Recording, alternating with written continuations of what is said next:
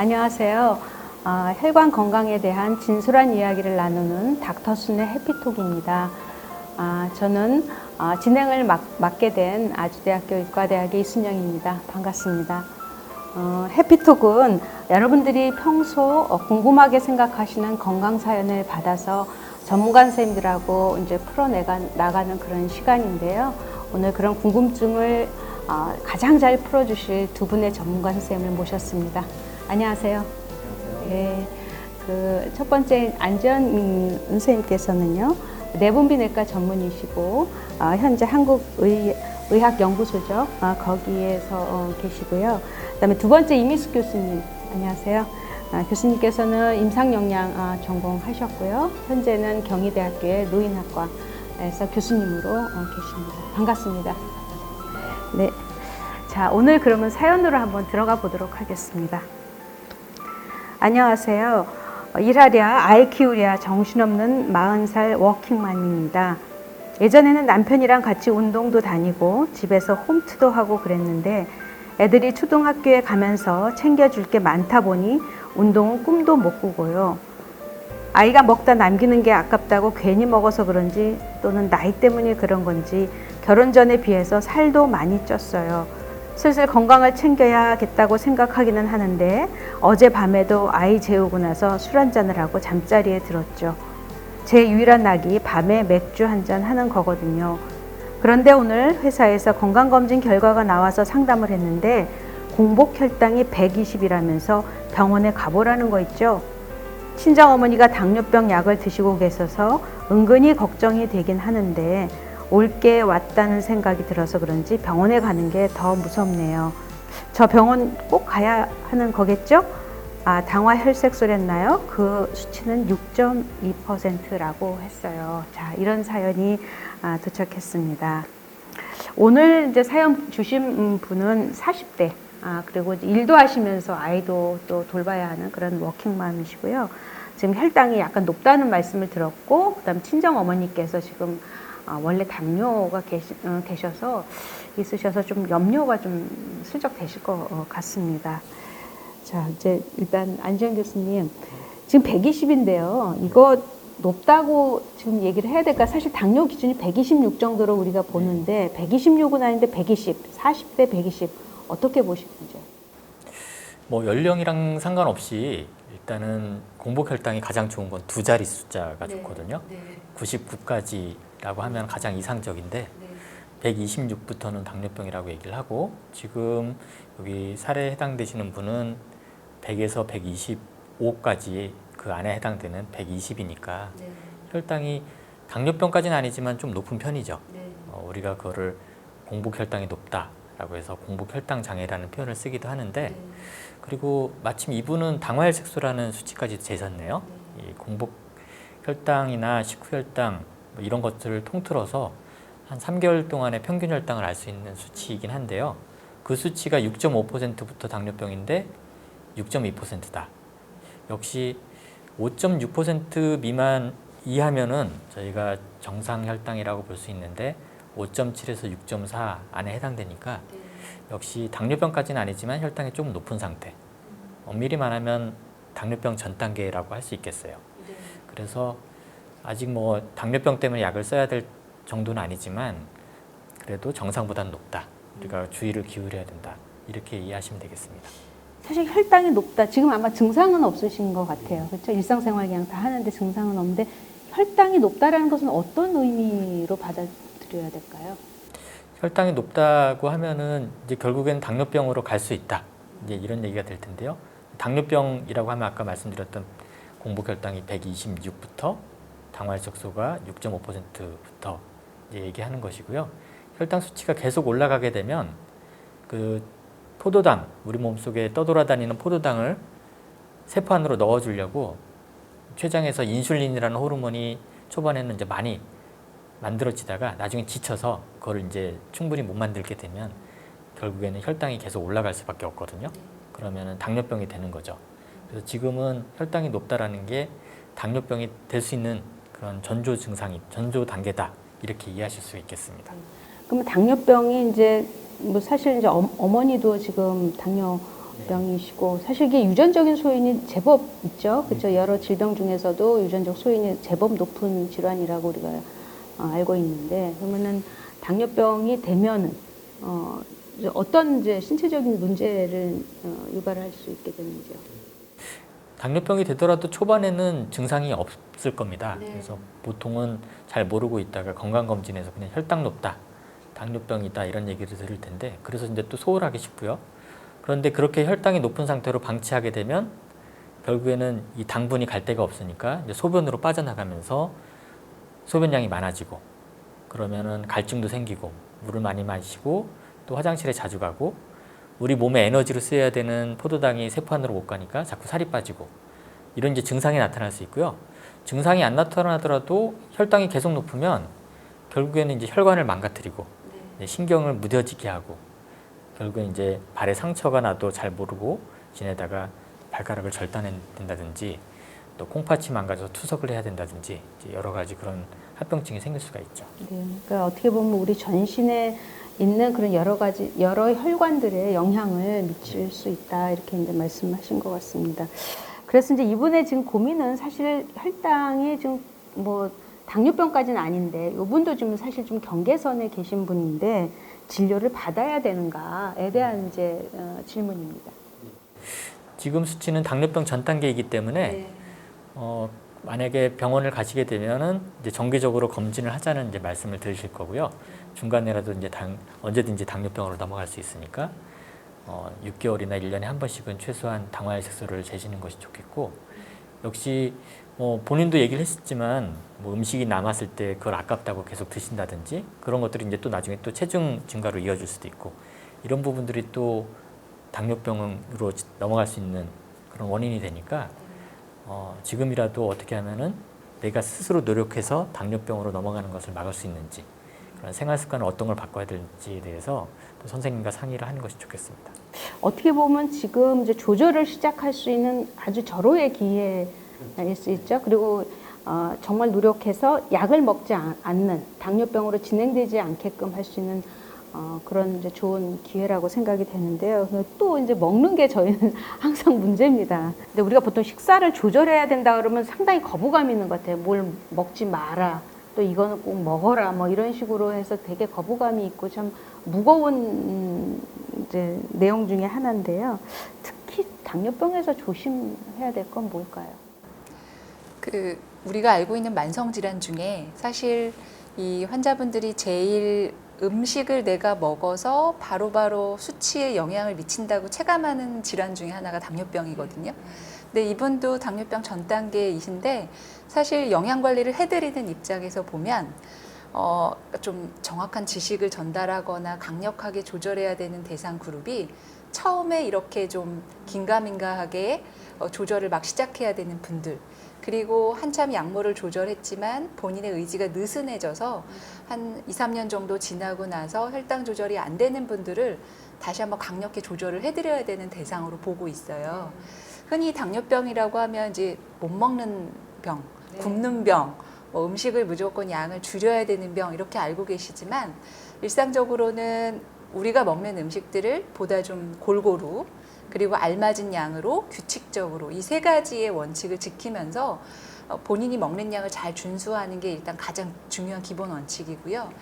굳이 어떤 특정 음식이나 영양소를 제한해야 될까요? 라고 이렇게 물어보신다면 아무래도 혈당에 직접적인 영향을 주는 당질, 예를 들어 탄수화물, 우리가 알고 있는 밥, 빵, 국수, 떡 이런 종류들이나 아니면 급격하게 혈당을 올리는 뭐 사탕이나 초콜릿에 들어있는 단순당에 해당하는 음식들을 좀 우선적으로 조절하실 것을 권해드려야 될 것 같습니다. 네, 저희가 알고 있는 하여튼 탄수화물들 줄여야 되는데 사실은 아까 말씀 중에 골고루라는 말이 상당히 좋은 말인데 사실 그 골고루가 힘든 것 같아요. 특히 우리나라 사람들은 뭐 단백질, 요즘은 좀 단백질은 뭐 단백질 양이 조금 적다든가 아니면 지방이 요새 또 많이 이제 조금씩 늘고 있다든가 이런데 특히 뭐 탄수화물은 줄이고 그러면 단백질은 좀 저희들이 늘려야 되는 상황인가요? 어떻게 되나요? 단백질은 사실 몇 끼 우리가 먹고 있는 식단에서 한두 가지 반찬 정도는 단백질이 포함됐으면 좋겠다 이렇게 권장하고요. 실제로 탄수화물의 비율의 식사량에서 줄어들면 지방과 단백질의 비율이 늘어날 수밖에 없거든요. 근데 지방은 또 혈관 건강에 영향을 많이 미치기 때문에 단백질 식품에 해당하는 뭐 고기나 살코기 형태로 또 생선, 두부, 계란 이런 것들을 매 끼 골고루 드시는 게 굉장히 필요하고 강조해드려야 될 것 같아요. 근데 이제 당뇨를 앓고 계시고 병원에 오시는 상당수의 분들이 이게 젊은 세대도 있지만 연세가 많으신 어르신들도 많으시잖아요.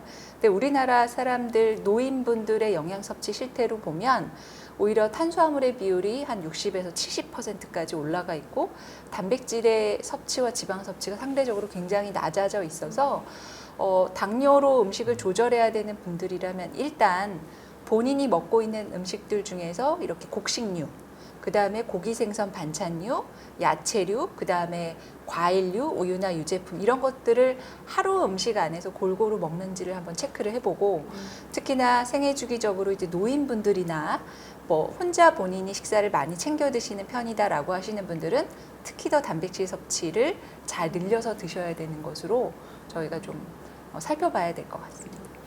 보통 저희가 막 국수 또 저희 한국 분들 국수 되게 좋아하고 저도 되게 좋아하지만 그래서 탄수화물을 이제 단백질 많이 먹으라는 것보다 탄수화물을 한 60%? 네, 60% 안쪽으로 안쪽으로 네. 먹도록 네. 그러니까 그거를 좀 조절하는 것 좀 필요해 보입니다. 이분 또 저희가 좋아하는 또 술 얘기가 빠질 수가 없는데 밤늦게 맥주 한 잔. 이게 이제 힘든 워킹맘이 누릴 수 있는 어떻게 보면은 굉장히 즐거운 시간일 텐데 이게 당뇨하고 관련이 있을까요? 그 사례자분이 이 맥주 한 잔이 유일한 낙이라고 하셔서 그 낙을 끊게 해드리는 게 굉장히 마음이 아픈데 사실은 밤에 드시는 술에도 여러 가지 또 당분이 포함되어 있는 술의 종류 같은 경우는 밤의 혈당이나 또는 다음날 아침 혈당까지도 영향을 많이 미치기 때문에 사실은 맥주 한 잔을 드시는 거에 대한 거를 지적한다기보다 어떤 드시는 시간이나 횟수에 대해서 조금 더 절제를 시켜드려야 되는 게 아닌가 이런 생각이 들고요. 특히 술 같은 경우는 우리가 알고 있는 맥주나 또는 칵테일 종류 또는 곡주 종류 또는 집에서 담그는 과일 같은 담금주 이런 것들이 다른 술보다 당질의 비율이 높기 때문에 조금 더 혈당을 많이 올린다고 할 수 있겠습니다. 그래서 주종도 살펴보고 그 다음에 드시는 횟수나 이런 것들을 조절해드리고 그리고 또 한편으로는 어떤 안주와 함께 드시는지는 말씀을 안 하시기는 했지만 특히나 이 혈당을 조절하셔야 되는 분들은 과일 안주나 또 이렇게 국수 같은 면 종류에 대한 것들을 안주 삼아 드시는 것들을 주의하셔야 되거든요. 또 그렇다고 과일 안주를 마음껏 드실 수도 없는 상황이어서 이 안주 선택할 때 특히 뭐 두부라든가 또는 이제 국물이 아닌 그 신선한 채소나 이런 것들로 이루어진 것들로 안주 선택도 좀 적절히 하셔야 되지 않을까 이렇게 생각이 드네요. 그 이제 사실 이제 당뇨병이 있을지도 모른다 그러면 주위에서 이제 여러 가지 권고를 많이 하죠. 뭐 이걸 먹어봐라, 저걸 먹어봐라, 이게 좋다 이런 얘기들을 많이 듣게 되는데 안전 선생님 혹시 그 진단받은 환자분들이 아마 이런 질문 많이 하실 것 같아요. 여주 감자는 어떤지 여주 감자가 아니라 돼지 감자죠. 그다음에 여주 이런 것들은 어떤지 그런 이제 식품에 대한 질문을 많이 하실 것 같아요. 글쎄요, 특별히 어떤 음식을 먹어서 더 좋다기보다는 이제 그런 것들이 이제 기존에 있던 것을 대체해주면서 이제 포만감을 느끼기 때문에 어떤 음식이 막 혈당을 떨어뜨리거나 이런 개념보다는 그걸 대신해서 좀 뭐 허기를 달랠 수 있지 않을까 이런 또 요인도 있고요. 또 어떤 거는 당지수라고 표현을 하는데 먹었을 때 혈당이 빨리 올라가느냐, 천천히 올라가느냐 이런 영향이 있을 것 같아요. 특히 말씀하셨던 돼지 감자나 여주 같은 경우는 또 뭐 누에 가루 이런 것들은 또 사람들이 많이 관심들을 갖고 있어서 교수님 어떻게 생각하시나요? 굉장히 많은 분들이 관심을 갖고 계시는 그런 식품들 중에 하나고 또 어떻게 먹느냐에 따라서 그게 이제 민간요법처럼 저희가 받아들일 수도 있는데 뭐 돼지 감자에 들어있는 일부의 이눌린이나 이런 성분들이 혈당을 조절해주는 역할도 한다. 뭐 여주를 끓여 먹거나 락기스 형태로 먹게 되면 혈당이 조절이 된다더라 이렇게 많이들 알고 계시는데 이 돼지 감자는 전체적으로 보면 이제 감자류에 속하는 거나 다름이 없어서 혈당을 떨어뜨려 준다고 하는 효과도 일부 연구에서 나오기는 했지만 이 드시게 되는 경우는 같은 탄수화물, 즉 곡식류 안에서 내가 돼지 감자를 먹은 양만큼 다른 음식량을 줄여야 되는 그런 또 조절을, 그러니까 돼지 감자만 먹었으니까 음식 조절을 안 해도 돼 또는 혈당 조절이 될 거야 라고 하시는 게 아니라 그걸 먹음으로 인해서 다른 음식을 또 조절하셔야 되는 그런 부분들이 있어요. 그리고 가끔은 그런 음식들이 과다 섭취했을 때 부작용이나 이런 것들에 대한 것들이 아직까지 명확히 밝혀진 근거가 없기 때문에 또 최근에는 뭐 설사나 복통 같은 것들이 일어났던 여러 사례들이 많이 나오고 있기 때문에 그런 것들을 드시고자 하거나 또는 추천받으시면 일단 본인의 혈당 상태 그리고 갖고 계시는 질병 이런 것들을 복합적으로 판단해서 의료진이나 임상영양사 선생님들하고 좀 전문적인 상담을 받고 먹어도 될지 얼마큼 먹을지 이런 것들을 좀 상의해 보시는 게 좋을 것 같습니다. 네. 그래서 당뇨는 사실 이제 탄수화물 줄여야 되는 그런 부분도 있고, 그다음 말씀하신 대로 만일에 당뇨 환자분들 중에서 그런 이제 돼지 감자나 이런 데 관심 많은 실제로 섭취하시는 분들도 많이 있으실 텐데 그럴 때는 칼로리를 저희가 좀 감안을 해야 된다 이런 좋은 말씀 주신 것 같습니다.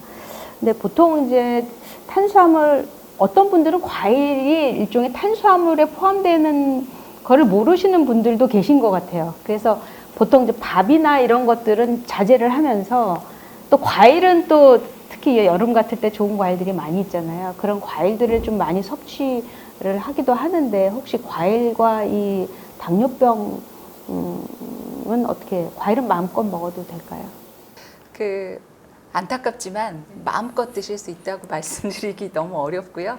사실 과일은 비타민하고 무기질이 많아서 과일 자체는 너무나 훌륭한 우리가 음식인데 과일에는 단백질과 지방은 없습니다. 전부 다 탄수화물로만 이루어져 있고 특히나 요즘에는 이제 과일의 당도를 높이기 위해서 여러 가지 재배 과정에서 그런 효과를 보기 위한 노력들을 많이 하시니까 또 우리가 알고 있는 과일의 혈당 올리는 수치보다 훨씬 더 높아지는 경우들도 많이 있으세요. 하지만 당뇨병이 있으시다고 해서 과일도 못 드시는 건 아니거든요. 그래서 우리가 알고 있는 뭐 일상적인 과일, 뭐 사과, 배, 뭐 참외, 수박 이런 과일들은 성인의 기준이라고 한다면 하루에 한 반 쪽에서 1개 정도 범위 안에서만 먹는 양을 잘 준수하시면 문제가 없을 것 같고 또 대신에 이제 과일을 더 맛있게 드신다고 즙을 갈아서 드신다거나 또는 다른 시럽과 첨가해서 드시거나 했을 때는 당분이 더 농축이 되니까 있는 생과일 그대로 드시는 게 제일 좋을 것 같네요. 네. 그리고 때로 또 단 걸 많이 보면 당뇨병이 걸린다 또 이런 얘기들도 또 한간에 있는데 안지현 교수님 어떻게 생각하시는지? 단 것이 직접적으로 당뇨병을 유발한다기보다는 단 것을 많이 먹게 되면 이제 비만이 될 가능성이 높아지고요. 또 비만이 이형 당뇨병의 중요한 원인이기 때문에 그렇게 된다고 볼 수 있고 이미 이제 당뇨병이 된 상태에서는 이제 단 것을 많이 먹게 되면 혈당이 많이 오를 수 있죠. 우리가 저혈당이 왔을 때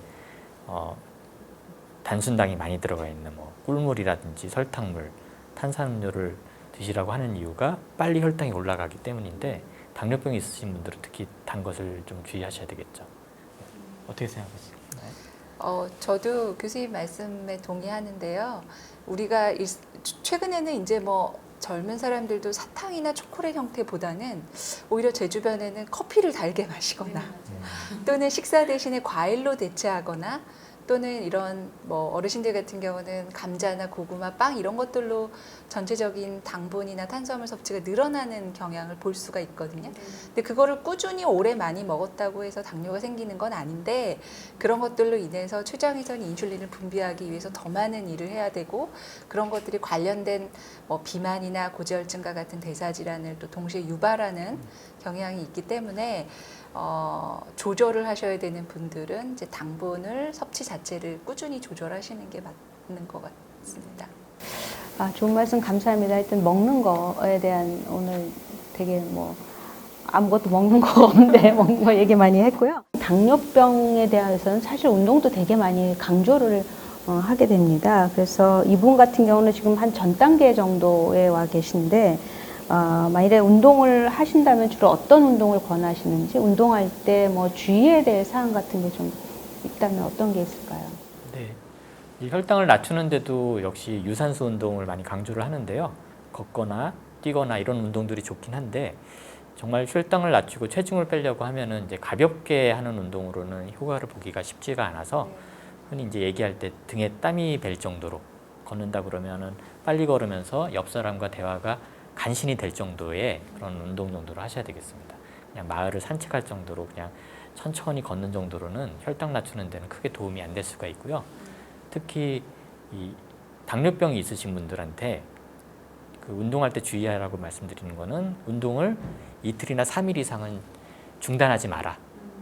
물론 안 하는 것보다는 하는 게 좋으니까 뭐 일주일에 한 번이라도 등산하는 것이 좋을 수 있겠다고 얘기할 수 있지만 그렇다고 하더라도 그것보다는 거의 매일 빼먹더라도 하루 정도 쉬고 거의 매일 하시는 것이 인슐린 저항성이라는 측면에서 인슐린이 제대로 세포의 효과를 나타내기 위해서는 2, 3일 이상 운동을 쉬지 않는 것이 좋다고 되어 있거든요. 그것이 좋겠고 이미 당뇨병이 진단되신 분들, 특히 약을 쓰거나 인슐린 주사를 맞으시는 분들은 운동 중에 혈당이 많이 떨어질 수 있으니까 가급적이면 언제든지 대처할 수 있게끔 빨리 혈당을 올릴 수 있는 사탕이라든지 이런 걸 갖고 가신다든지 꼭 식사를 하시고 나서 운동을 하는 것을 권장합니다. 네. 어떻게 보면은 저희들이 이제 뭐 고혈압도 마찬가지고요, 당뇨도 마찬가지고 한쪽에는 영양, 그렇죠? 식습관에 대한 거, 한쪽은 운동. 그리고 이제 또 하나를 한다면 이제 약을 잘 복용하고 뭐 이런 걸 권하는데 오늘 특히 이런 어떻게 보면 아직 진단을 받은 환자분은 아니고요, 전 단계에 계신 이분한테 한번 사연자분한테 한번 응원의 한 말씀을 좀 주시면 고맙겠습니다. 이번 사례에 해당하시는 분은 엄밀하게는 아직 당뇨병은 아니라고 볼 수 있고 당뇨병 전 단계에 해당되는데요. 교통신호등으로 따지면 노란 신호등 정도 되거든요. 제 주위에서도 여기 해당되시는 분들이 지금부터 마음을 다잡고 열심히 노력해서 오히려 이제 파란 신호등, 정상 혈당으로 돌아오신 분들이 많아졌거든요. 그런 분들이 건강한 생활 습관을 갖다 보면 이분들이 당뇨병도 예방하고 고혈압도 예방되고 또 전체적으로 건강한 생활을 할 수 있기 때문에 아직 실망하실 단계는 아니다. 오히려 더 본인이 노력하면 좋아질 수 있다. 이렇게 이해하시면 좋겠습니다. 다시 한번 가서 검사를 받는 거는 필요하겠죠? 네, 정기적으로 체크는 계속 해보시는 게 좋겠습니다.